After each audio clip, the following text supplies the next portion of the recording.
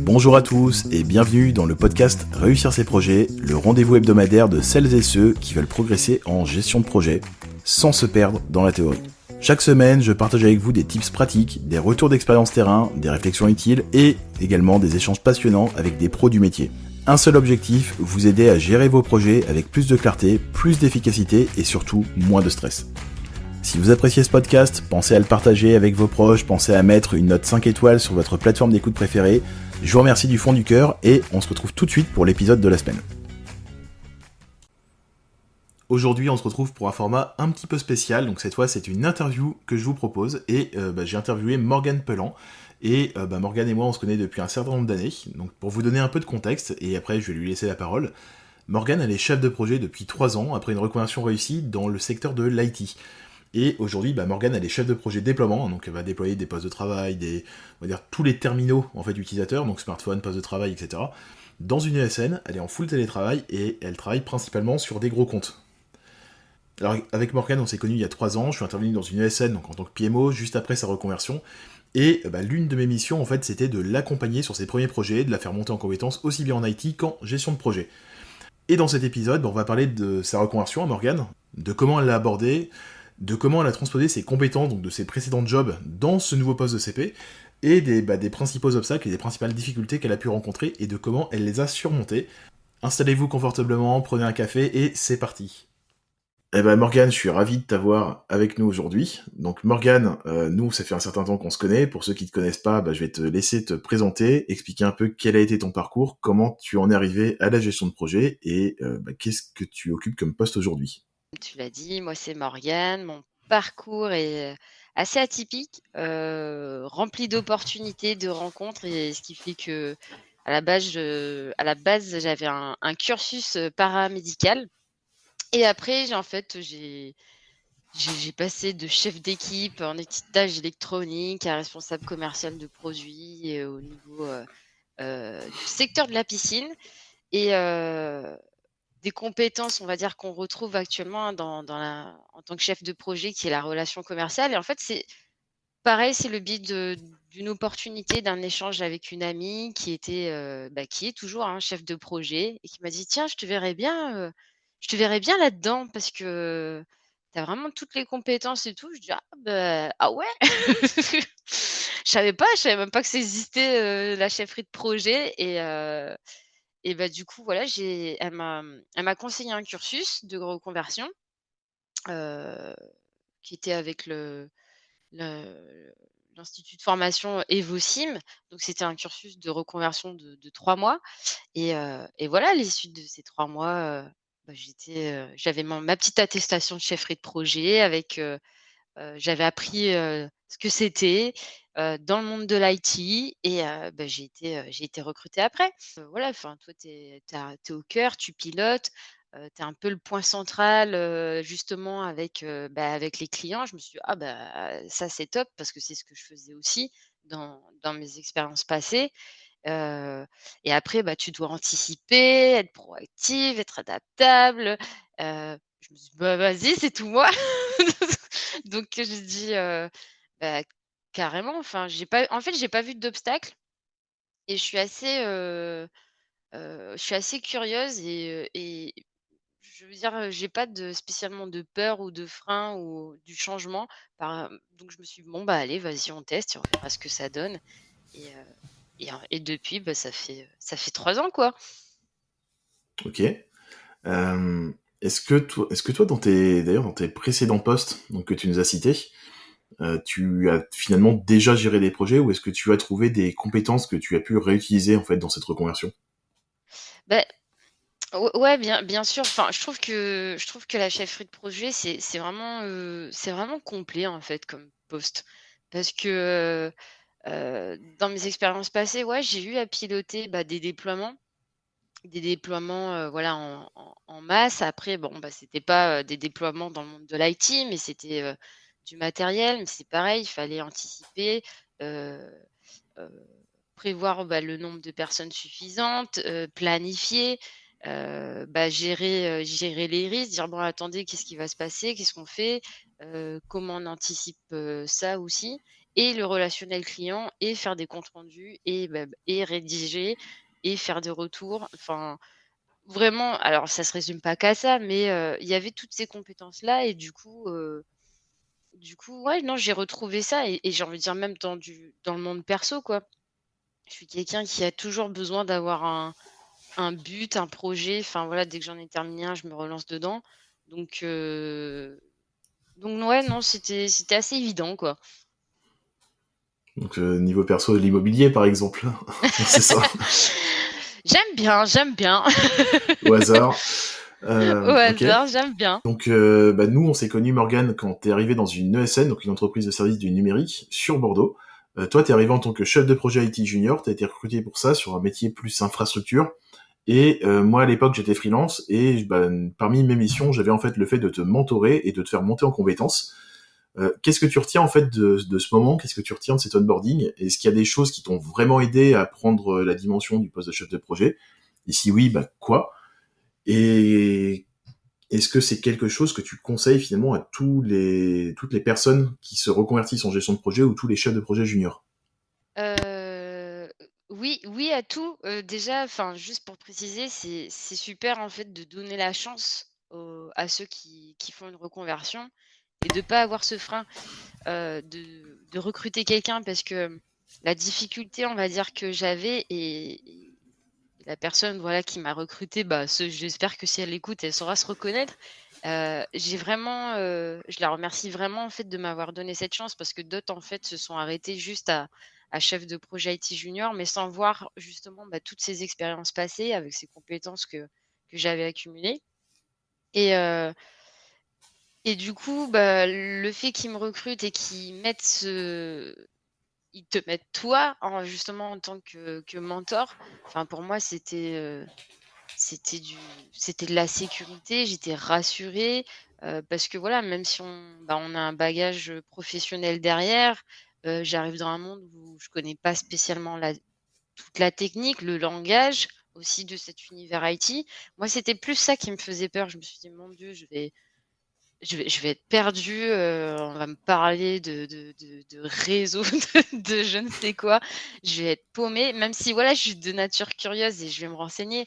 Mais, voilà, j'avais l'image, voilà, du geek qui parle qu'en mode 0001 0 donc, j'étais assez, ouais, j'avais un peu peur et en fait, le fait qu'ils te mettent toi, même dans le cadre de mon intégration, de d'avoir en fait un process d'intégration pour, bah, quelqu'un, déjà un nouvel accueillant, d'autant plus qui fait de la reconversion et dire: «Bah, en fait, voilà, tiens, je te mets quelqu'un à ta disposition, il sera là pour te montrer tous les rouages et répondre à toutes tes questions» et même les questions des fois les plus «bêtes» entre guillemets.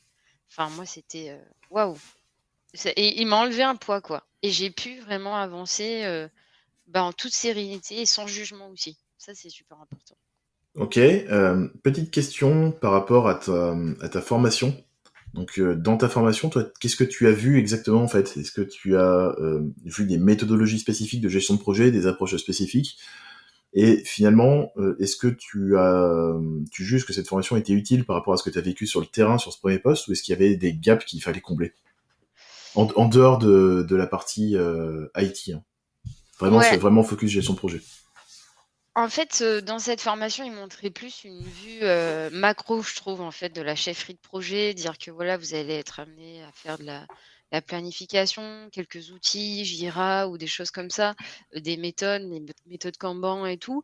Mais on l'a vu de façon macro. Après, on a fait un petit focus aussi, on va dire «technique» entre guillemets avec le langage IT on va dire l'explication, de comment, fonctionne un système d'information ou des choses comme ça. Mais c'était vraiment une vue macro. En même temps, 3 mois, ça passe à une vitesse, folle et on venait tous d'horizons, différents. C'est ce qui était bien aussi. Mais du coup, voilà, ils nous ont il y avait aussi cet aspect, bah, savoir se présenter, savoir avoir cette assurance de dire: «Bah, en fait, on est en capacité d'être chef de projet malgré cette reconversion». Donc, quand j'ai commencé, le gap, je l'ai surtout vu, bah, d'un point de vue technique. Voilà, c'était le langage technique où là, je me suis dit: «Bon, ouais, c'était bien la formation, mais il y a quand même un petit gap. Faut que je me renseigne et que je me mette à niveau et que je m'appuie sur toi».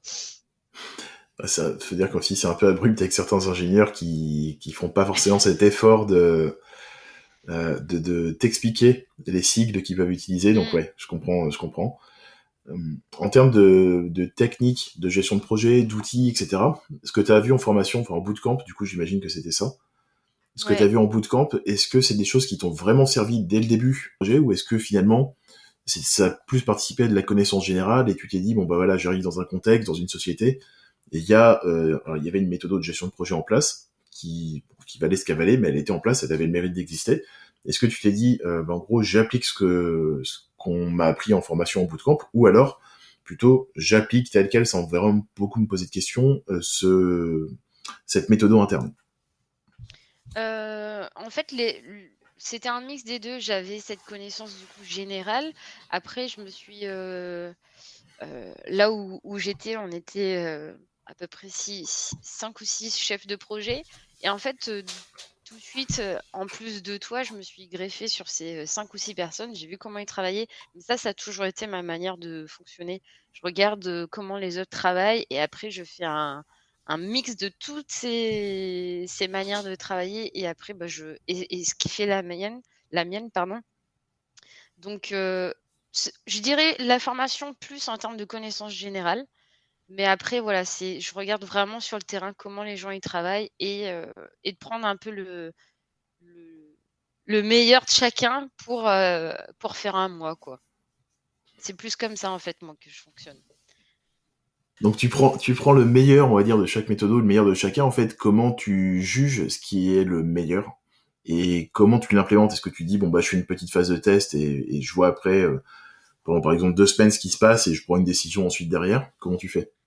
Ouais, bah, même là, enfin, actuellement, comment je travaille, enfin, je teste, je vois, je demande l'avis aussi aux clients parce qu'il y a aussi ce qu'on pense qui est vraiment top.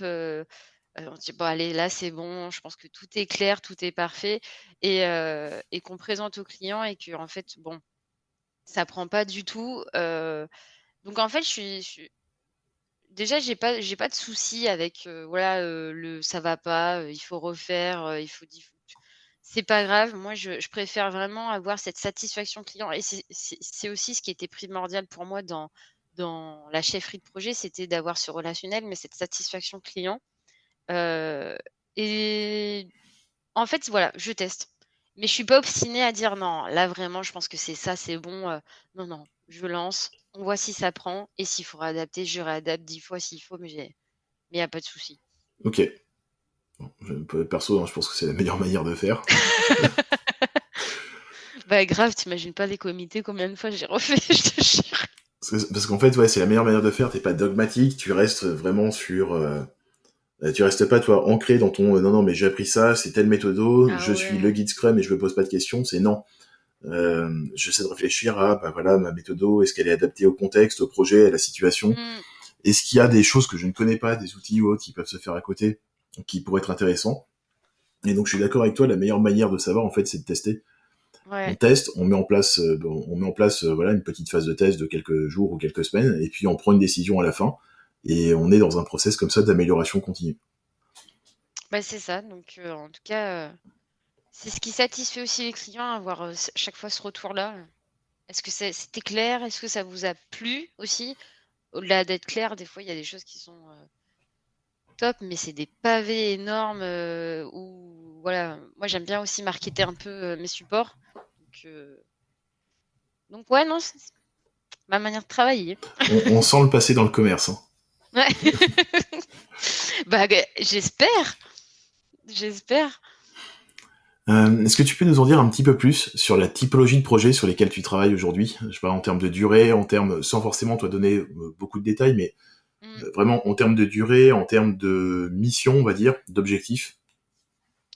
Bah, là, actuellement, voilà, on va dire que j'ai pris une petite direction qui sont plus, voilà, des projets mobilité, avec, des déploiements de terminaux.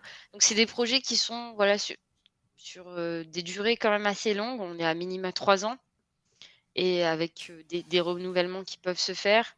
Donc voilà, c'est vraiment une relation, long terme, en fait, avec les clients. Donc il y a tout intérêt à ce que ça se passe bien dès le début. Alors tu mentionnais un projet de 3 ans. Euh, Question du coup, projet ou programme? Je dirais plus programme. Alors pourquoi? Bah, en fait, parce que, je suis un peu, je suis vraiment déjà l'interlocutrice principale et en fait, je dois gérer aussi pas mal dans ce durant ces 3 ans, en fait, il y a plusieurs, interlocuteurs de diverses, sociétés que je dois gérer et en fait, on n'est pas fixé que, par exemple, sur du déploiement. Il y a aussi, une partie, revalorisation. Donc ça reste un projet, gérer, la revalorisation, pardon, des anciens terminaux, gérer, toute la partie, approvisionnement. Donc en fait, j'ai envie de dire quand j'ai écouté ton dernier, podcast, je me suis dit: «Ah mais je crois que c'est plus un programme que je suis en train de gérer qu'un projet». Bah effectivement, ouais, si t'as vraiment on va dire des bouts de ton projet, de ton gros projet qui sont assez indépendants les uns des autres, Mmh, il y a des chances, ouais. ouais, c'est vraiment, bah, voilà, c'est vraiment, des interlocuteurs après différents, une gestion différente. Une comitologie différente, donc ouais. Est-ce que ton organisation est d'accord avec toi là-dessus? Sur la distinction projet-programme, ou est-ce que pour eux, au final, c'est exactement la même chose et on se pose pas vraiment de questions et on y va? Bah, écoute, je sais pas, j'avoue que j'ai pas posé la question, et je pense que je vais la poser pour savoir. Après, c'est vrai que dans le langage, heu, dans le vocabulaire qui est utilisé, je t'avoue que j'ai jamais entendu programme, donc je pense que projet est utilisé vraiment à toutes les sauces. Donc, mais c'est quelque chose que je poserai la question, savoir s'ils savent pas, je leur dirai d'écouter ton podcast. Donc, et ouais et voir qu'est-ce qu'ils en pensent, mais je pense qu'en fait, pour eux, ce sont des projets. C'est dingue, hein, ça, le fait que, toi, la notion de programme, en fait, pareil, moi, je l'ai pas retrouvé beaucoup. Je l'ai retrouvé dans le Mmh. secteur immobilier, chez les bailleurs sociaux, mais c'est à peu près tout dans ma carrière, en fait, et la plupart du temps, tous les autres, et notamment les ESN, ne parlent que de projets et de Ouais, sous-projets. Alors qu'au final, bah, ouais, c'est le même principe qu'un programme avec des projets. C'est c'est juste que, exactement ça. ouais, c'est juste que, bah, derrière, tu vois, ça veut dire que ton programme, tu vas pas le gérer exactement pareil. Ça veut dire que ton programme, bah, c'est à quelqu'un qui est un peu plus capé qui va s'en occuper, donc un directeur projet. Il y a un certain nombre de choses à mettre en place en termes de coordination et tout. Et j'ai l'impression qu'en fait, ça fait un peu peur, ou que ça dénote un manque de culture projet. Je sais pas si tu as un avis là-dessus, mais si t'en as un, je suis intéressé de le connaître. Bah, en fait, je pense que c'est les 2 quand je enfin, même là, quand moi je le dis, je me dis: «Ah attends, je pense qu'en fait, c'est plus un programme que je gère et tout», plutôt qu'un projet. Je me dis: «Ah tiens!» j'ai l'impression d'avoir pris, un petit grade là, tu vois? De dire: «Ah, je pourrais le valoriser». Mais non, j'ai l'impression que c'est, peur de dire le mot programme, et même tu parlais aussi de portefeuille, je l'entends très rarement, mais programme, je l'entends jamais, donc je pense que c'est vraiment pas dans l'état d'esprit, en fait, des sociétés de dire, voilà, on gère il y a des programmes qui sont là avec, des projets. C'est Je pense que, voilà, il y a une méconnaissance, certaine, et avec aussi un petit frein à le dire. Je pense que c'est vraiment un mix des 2. Est-ce que cette méconnaissance, alors je vais basculer un peu du côté de l'agilité, est-ce que tu la notes aussi? Parce que tout le monde aujourd'hui parle d'agilité, parle d'agile, parle parfois même de Scrum ou de Kanban. Est-ce que tu sens que, au final, on maîtrise mieux l'agilité que la partie gestion de programme ou gestion de portefeuille, par exemple? Ou est-ce qu'au final, cette méconnaissance, ou ce manque de culture, on va dire, ou cette incompréhension, se ressent aussi un petit peu du côté de l'agilité? Ouais, je pense que ça se ressent aussi cette méconnaissance, en fait, du côté de l'agilité. Moi, j'ai cette question à chaque fois: «Est-ce que tu fais de l'agilité?» Tout le temps, j'ai cette question: «Est-ce que tu fais de l'agilité?» Alors, du coup, des fois, juste pour rigoler, je reprends, parce que, bah, je connais des fois j'oublie, hein, je connais pas par cœur à chaque fois, les manifestes, les valeurs et tout. Donc je reprends, je dis: «Bah, en fait, ouais, si c'est mettre au cœur, l'interaction client, d'être adaptable, bah, ouais, je fais H24 de l'agilité». Heu, donc c'est pour ça, moi, ça me fait un peu sourire, quand les gens ils disent: «Est-ce que tu fais de l'agilité?» Oui, en fait, mais je fais de l'agilité, mais naturellement sans dire il y a cette application, dans le monde de l'IT. Ouais, je fais de l'agilité. Je dis: «Si c'est ça la question, oui», je réponds: «Oui, je fais de l'agilité du coup». Bah, ouais, en fait, il y a une grosse incompréhension là-dessus, mais je suis en phase avec toi. À partir du moment où tu respectes, entre guillemets, les valeurs et les principes du manifeste agile, normalement, tu es agile. Ouais, Mais c'est pas forcément ce qu'on a dans la tête des uns et des autres. par rapport à l'agilité, ouais, je trouve que cette question, tu vois, elle me tue, quoi. Est-ce que tu t'es amusé, toi, à poser la question, c'est quoi pour toi être agile? Oh. Non, mais tu vois, la prochaine personne qui me demande ça, je te jure, je crois que je pose, je dis: «Mais, attends, enfin, c'est quoi?» Tu vois? Même, je t'avoue que même moi, du coup, tu vois, ça me limite, je sais pas trop. Au final, je sais plus. Tu vois ce que c'est réellement, quoi. Tu vois ce que je veux dire? Ouais, ouais, bah, Ouais. je vois exactement ce que tu veux dire. Le truc, c'est que le terme, il a été galvaudé. En fait, l'agile, à la base, c'était assez simple, hein, assez compréhensif. De toute façon, on fera des podcasts, je pense, là-dessus, hein, parce que c'est clair Mmh. pour personne. Mais c'était Ah vraiment ouais. associé, toi, au manifeste agile, à une autre manière de travailler, etc. À ce côté, bah, l'équipe s'auto-organise, on met vraiment du focus sur la valeur apportée au client, et donc on arrête de se dire c'est bon, j'ai mes spécifications, j'ai les besoins clients, on s'enferme pendant 3 ans de notre côté, et puis on fait un truc, et puis à la fin on verra. Et l'idée c'est beaucoup plus en fait d'être en mode partenariat, on co-construit, on échange toi au quotidien. Je fais des choses, je montre au client, j'ai du feedback, je me nourris de ce feedback, je l'intègre dans ma manière de faire, etc. Et effectivement, quand moi je pose la question, c'est pas vraiment ça, hein. On a plus le Mmh. côté non mais ouais, bah être agile parce que tu comprends, bah les priorités changent, on fait du multi-projet, on peut avoir un client voilà ou un prospect qui tombe et c'est urgent, il faut le traiter. Tu fais oui, mais ça s'appelle la flexibilité ou l'adaptabilité. Mmh. Et ça existe en fait bien avant le manifeste agile, ça. Bah, non, mais c'est ça. Donc je trouve que la frontière, enfin, tu vois, de la frontière est très très mince. Très, très mince et non, ouais, du coup, ouais, enfin, quand moi j'ai cette question, je dis: mais oui, je fais de l'agilité».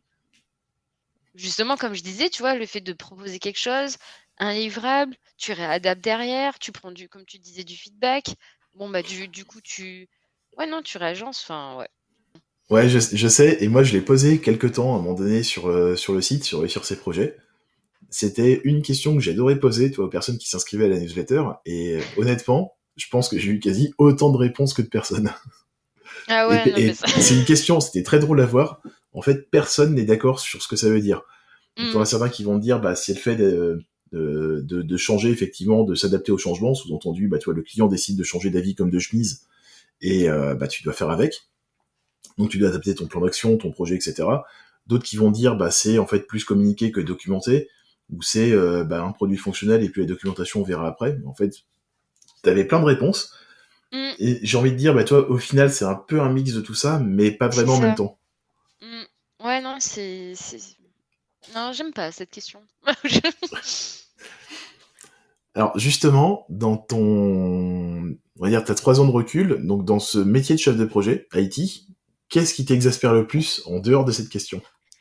Ce qui m'exaspère le plus, bah, alors je sais pas si c'est propre aux ESN ou quoi, mais je trouve que ça a du mal à avancer des fois en termes de voilà, c'est figé, tu vois? Les process, c'est comme ça qu'on travaille et on peut pas y déroger, quoi et donc c'est un peu ça qui me dérange, dans ces 3 années d'expérience et c'est très dur de faire bouger, bah, les murs et d'avoir cette amélioration continue, quoi.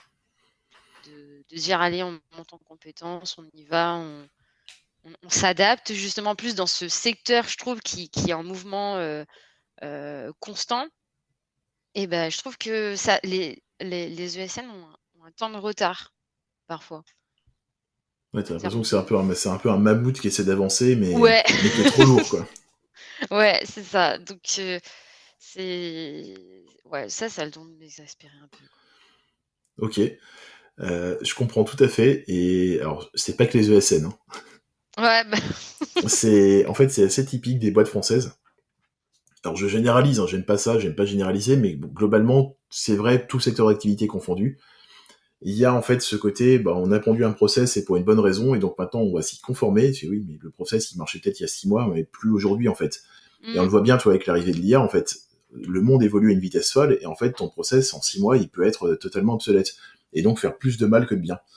Et donc, ouais, c'est c'est ça. vraiment là-dessus où tu sens que toi, t'as pas la main pour peut-être, on va dire, faire bouger les lignes sur le process, proposer de nouvelles choses, ou juste être Mmh. entendu, c'est ça?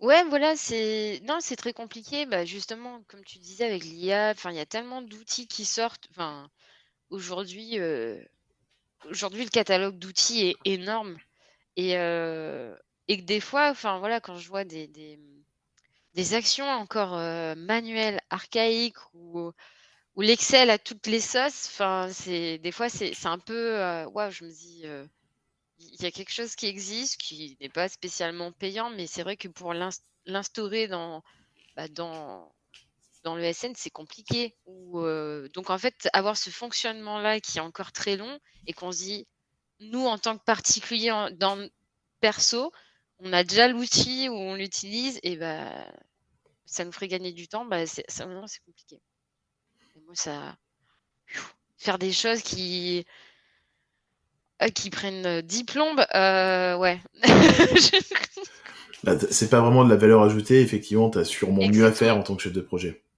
Ouais, c'est ça. Donc ouais, non, c'est dommage. Par rapport à l'outillage, du coup, est-ce que toi, tu utilises un outil de gestion de projet spécifique ou de gestion de tâches spécifiques au quotidien? Comment tu fais un petit peu, comment tu gères tes différents projets? Bah, dans mon secteur, alors j'utilise beaucoup déjà, enfin le on utilise beaucoup Excel justement, hein, comme je disais. Après voilà, moi personnellement, bah, étant un peu limitée par les outils, j'utilise, le planificateur Teams, justement pour ma gestion, on va dire propre à mes projets, mon suivi, personnel de mes projets. Et mais après voilà, sinon c'est beaucoup de Teams avec, bah, diagramme de Gantt et tout, mais enfin d'Excel pardon, diagramme de Gantt et tout ça pour, dans le cadre des déploiements. On a parlé de ce qui t'exaspère le plus en gestion de projet. Qu'est-ce que tu adores aujourd'hui dans ton métier? Qu'est-ce qui te fait le plus kiffer au quotidien? Ce qui me fait bah, je vais faire un peu de la redite, hein, mais moi c'est le relationnel. Je suis assez proche, enfin je suis vraiment quelqu'un de nature peinture, assez transparente, même quand il y a des difficultés, j'ai vraiment pas peur de dire: «Ah oups, j'ai oublié» ou «Ah oups, bah là je me suis trompée» et en fait, je me rends compte, mais même avant c'était comme ça, bah, les clients ils apprécient en fait cette transparence, qu'on n'essaye pas justement de camoufler, non, bah, enfin, j'ai envie de dire, ça arrive, on est tous humains.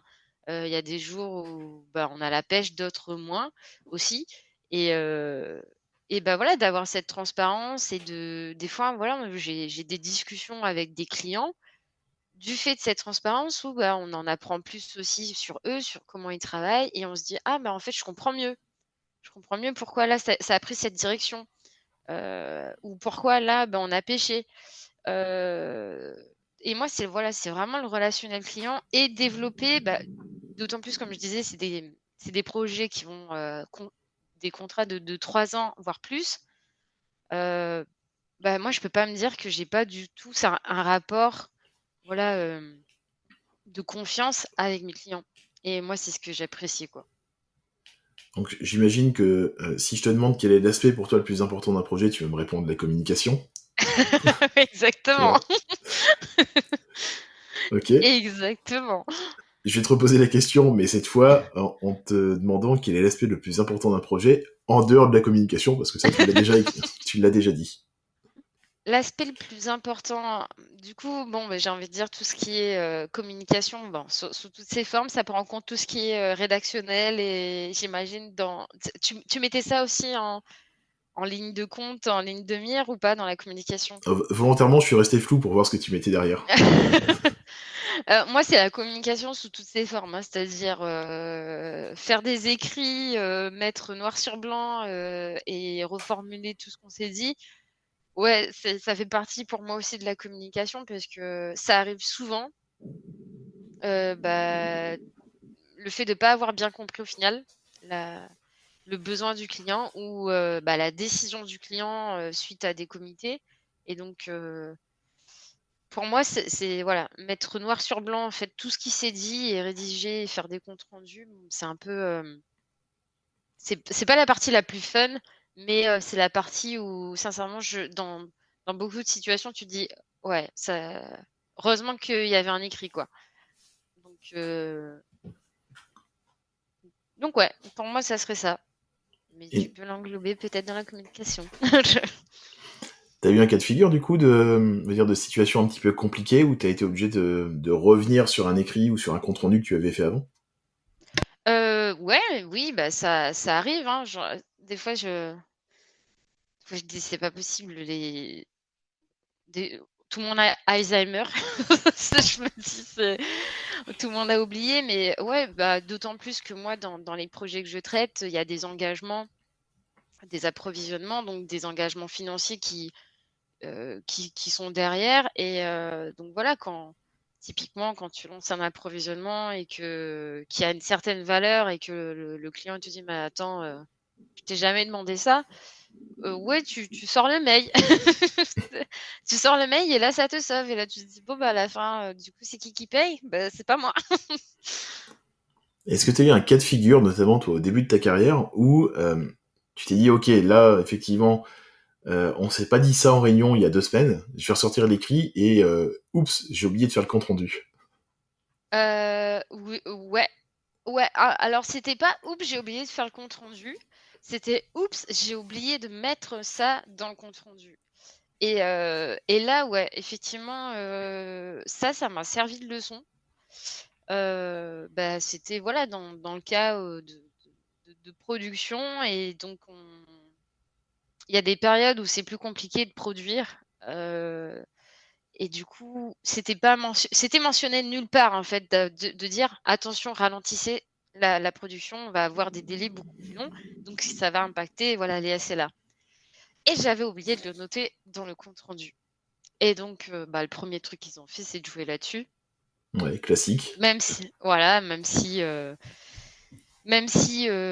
bah, voilà, on se dit: «Bah, quand même, on se l'est dit, ça fait plusieurs années aussi que c'est comme ça», donc il y a le côté, bah, récurrent, donc bon, si on a envie de voilà, il y avait tout ça, donc on se disait: «Bon, ça c'est un peu de mauvaise foi, mais mais bon, Mais il n'y a pas de mais trace j'ai écrite. ouais, mais il y a pas de trace écrite donc je me suis dit: «Mais ouais, bah, j'ai eu tort et l'erreur, elle vient de moi». Même si voilà, il y avait tout ça et je me disais: «Bon, quand même». Mais ouais, ça m'a bien servi de leçon, j'étais pas bien le soir. Ouais, je peux comprendre et je Ouais, crois qu'on a tous eu ça sur un projet. ouais, ouais, ouais, franchement, ça m'a travaillé. Je dis: «Non, mais alors là, Et plus ça s'est jamais». bien terminé pour toi? Oui, non, franchement, après ça s'est bien terminé et puis, et la relation elle continue. Mais du coup maintenant, bah, maintenant limite je détaille encore plus dans mes comptes rendus.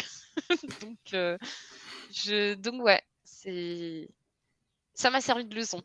Ouais, bah du coup, moi, toi, j'ai vécu ça aussi sur un projet, sauf que moi, ça s'est pas bien terminé. En fait, c'est ce petit oubli, toi, sur un compte rendu, tout bête, hein, même pas sur un comité de pilotage ou une réunion de lancement, juste sur une réunion type comité projet qu'on a pu avoir, mais dans un contexte assez politique, assez houleux.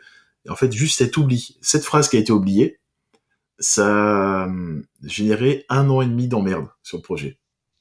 Non mais ça peut aller loin, hein. Donc ça peut aller C'est très un loin, truc ouais. de dingue. Ça peut aller très loin. Et c'est là aussi qu'on voit l'importance bah, de notre rôle, quoi. De notre rôle et de dire voilà, un oubli, dans le cadre de cette gestion, waouh! Les impacts que ça peut avoir, quoi. Ouais, Donc communication, traçabilité, super important. ouais, c'est ça. On en reste là sur les aspects importants d'un projet, même si tout est important. Oui, même si tout est important, enfin, voilà, il y aurait tellement à dire, mais ouais, pour moi, c'est les 2 points, cruciaux qui te sauvent et qui t'évitent, le excuse-moi le terme, mais qui t'évitent tellement d'emmerdes, quoi. Là, si je te donne l'occasion de te former là aujourd'hui, maintenant, et de t'améliorer sur la gestion de projet, qu'est-ce que tu choisirais comme thématique? Est-ce que tu as déjà une idée en tête bien précise? Est-ce que, je sais pas, tu partirais sur une certification, sur une formation, je sais pas, Scrum, Agilité? Est-ce que tu focuserais sur un sujet spécifique comme de la gestion de risque, la gestion des contrats ou autre? T'as déjà une idée précise de ça? Si je peux choisir plusieurs, du coup, choses, bah, je passerai, la certification Prince2, mais là, c'est plus dans le cadre de ma carrière parce que, voilà, je m'en c'est dommage. Les gens se fixent beaucoup, enfin, restent figés beaucoup là-dessus, mais mais forcément, quand il y a 2 profils et qu'il y a la certification, par exemple, Prince2 et que moi, je l'ai pas, bon, bah, je trouve dommage, en fait, que ça pêche là-dessus. Mais donc voilà, ça serait d'un point de vue exclusivement carrière, la certification Prince2.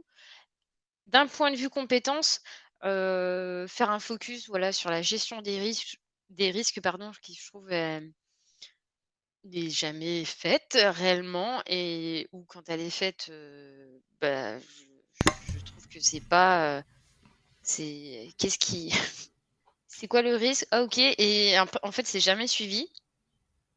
Et après, mais après voilà, bah, moi qui ai eu l'occasion d'être, mentorée par toi, formée par toi, ça serait de l'amélioration continue H24 et c'est ce qu'on fait aussi, bah, voilà, avec nos échanges aussi, bah, depuis on a développé cette relation d'amitié et bah, je vois bien, hein, dès que j'ai une difficulté, le premier truc que je fais, c'est un vocal à Thibaut, quoi. Donc heu donc ouais, non, c'est d'avoir enfin, c'est super en fait d'avoir cet accompagnement. Je sais que tu es là quoi, dans le cadre enfin, tu es là depuis le jour 1.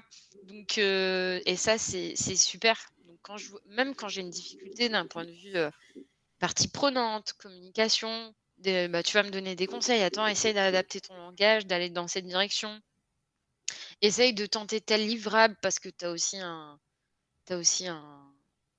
portefeuille de livrables, de templates, qu'on peut dégainer, donc ça, c'est top. Donc ouais, ça serait de l'amélioration continue de façon générale. Après, j'ai un petit plus pour la gestion de risque parce que j'ai envie de le faire et j'ai envie de le faire bien et ouais, la certification Prince2, mais voilà, forme purement, carrière. Une petite parenthèse dans cet épisode pour vous parler d'un accompagnement que je propose et qui pourrait bien vous changer la vie de chef de projet.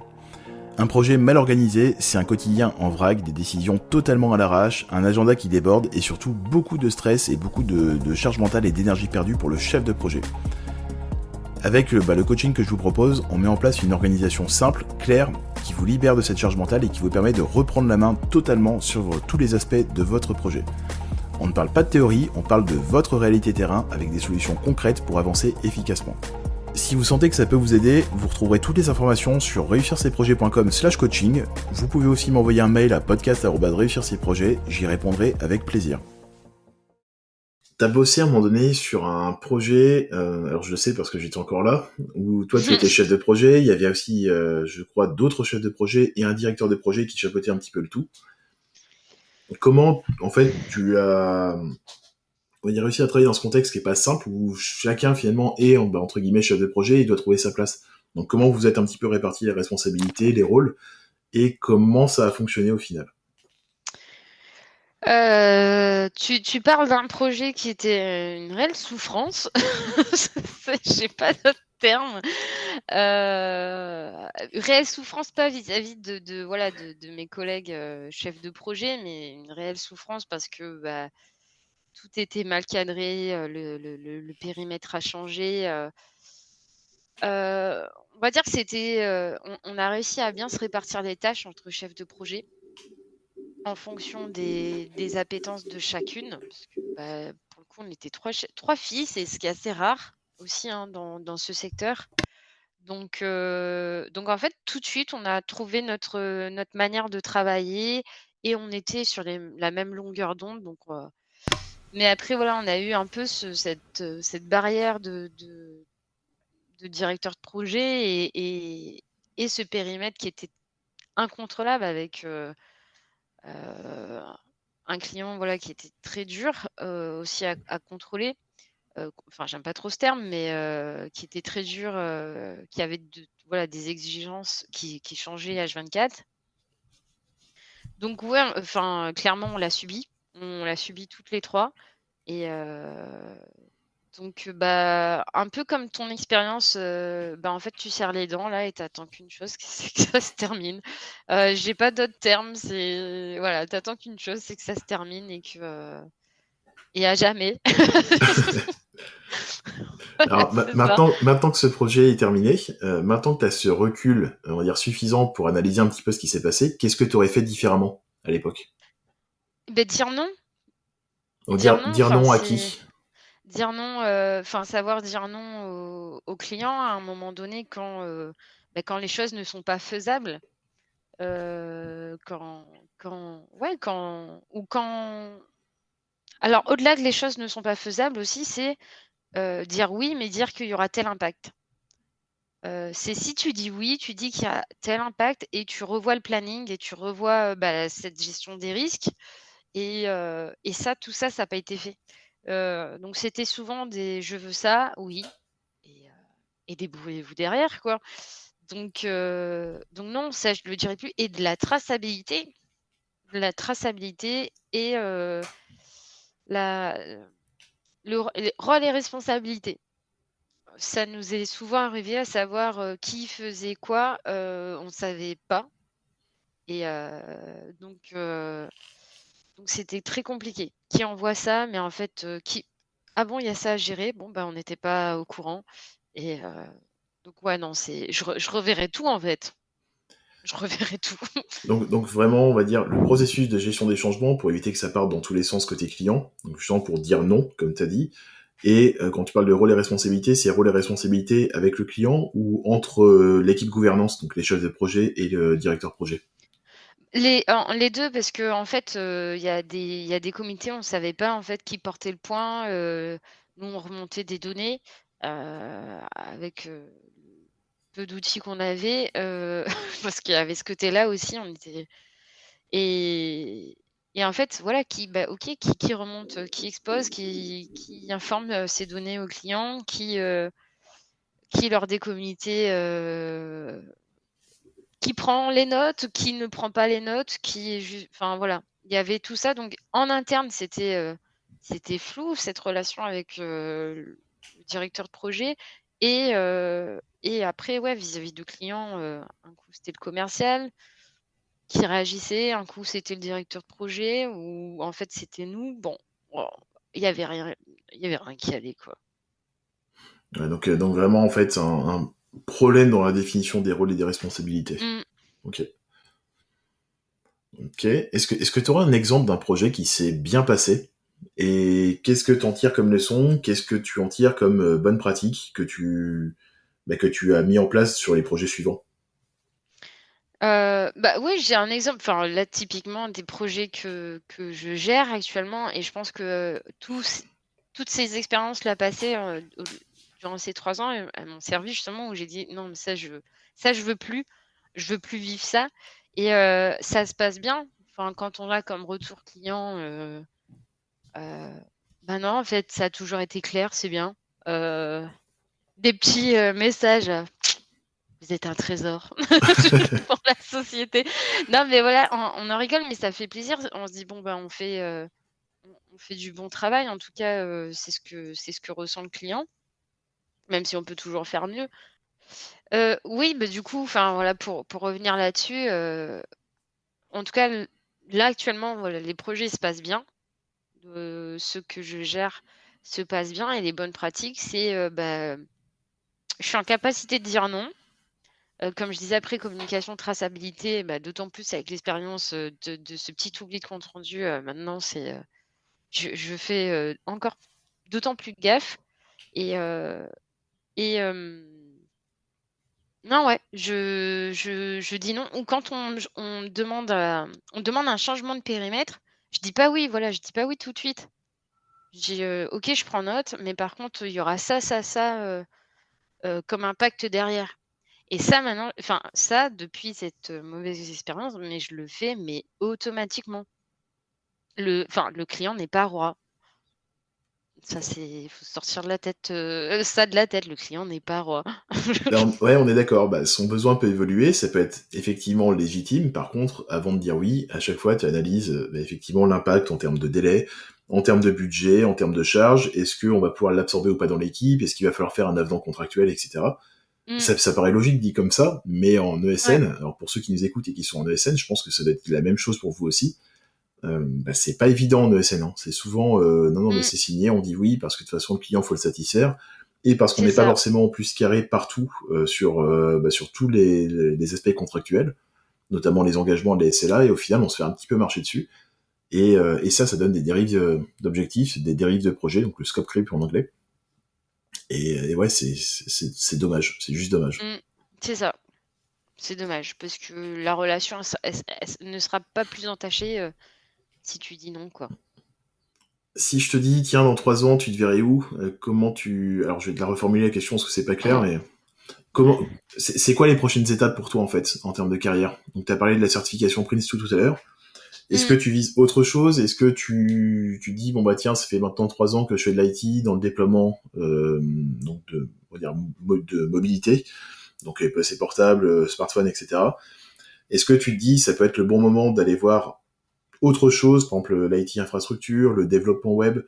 Est-ce que tu as cette envie peut-être de voir différentes briques dans l'IT? Est-ce que tu aimerais bien peut-être te retrouver côté client final? Parce que c'est aussi une autre manière de gérer des projets quand tu construis tes appels d'offres pour sélectionner tes entreprises. Mmh. Tu as déjà pensé un petit peu à la suite de ta carrière? J'y pense, mais de très très lointain là, j'aimerais bien, voilà, toucher à autre chose. Après c'est vrai que là, mobilité, je commence à voir, vraiment tous les aspects, les maîtriser donc je suis quelqu'un qui a vraiment besoin d'être alimenté, constamment en termes de compétences et tout. Donc j'aimerais bien partir sur d'autres, secteurs, heu, un peu plus, ouais, infra. Après, faire, peut-être faire des projets qui sont plus aussi, avec mes valeurs en termes d'environnement, les animaux, heu même si je vis pas dans un monde de bisounours, hein, mais voilà, j'aimerais bien, voilà, avoir des environnements, me dire: «Waouh, c'est ouf ça, c'est bien, ça là, je suis contente de faire avancer le truc», même si je suis contente pour les autres projets, mais voilà, il y a ces petites touches, cette petite touche, perso et mais oui, voilà, je me fixe des objectifs vraiment à court terme, la certification et après, bah, ce sera en fonction des opportunités et de ce que la vie me réservera, j'ai envie de dire. Alors, dernière question, où est-ce qu'on peut te retrouver et comment on peut te contacter? Et bah, on peut me retrouver sur LinkedIn, Morgane Pellan, petite photo avec, le soleil derrière, c'est tout moi. Donc c'est par ce biais-là principalement qu'on pourra me contacter, quoi. Il y a mes coordonnées donc moi je refuse jamais un échange donc ce sera avec grand plaisir, pour tous ceux qui me contacteront. Je prendrai le temps d'y répondre. Bah, je te remercie Morgane. Je te remercie pour l'interview, pour le temps que tu as passé avec nous. Et bah Et je sais pas si tu as un dernier mot pour la route. merci à toi et bah, merci à tous ceux qui vont nous écouter et au plaisir d'échanger, quoi. Vous vous sentez débordé, votre projet part dans tous les sens? Je propose un accompagnement sur mesure pour les chefs de projet comme vous, un coaching one-to-one pour vous aider à y voir plus clair, à reprendre le contrôle de votre projet pour ne plus le subir et à avancer plus sereinement. Toutes les infos sont sur réussircesprojets.com/coaching. Vous pouvez également m'envoyer un mail à podcast@réussircesprojets.com et on en discutera avec grand plaisir. Si cet épisode vous a plu, pensez à le partager, pensez à le noter 5 étoiles, ça m'aide pour faire connaître le podcast. Et en attendant, je vous dis à très vite dans un prochain épisode.